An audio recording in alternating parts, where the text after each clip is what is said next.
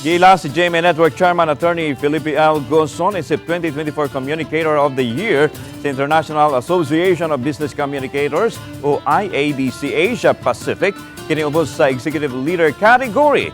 Gipasidunggan si Atty. Gozon tungod siyang kontribusyon sa natad sa komunikasyon, apil ng iyang tampo alang sa mamahimong powerhouse ng GMA Network sa Philippine Broadcast Media.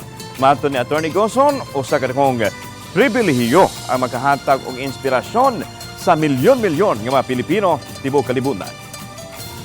What really motivates me is the recognition, just like what you have given to me now. As you know, we are now reaching more than 70 million Filipinos, and it humbles me, at the same time energizes me to be transformative because of the power we hold.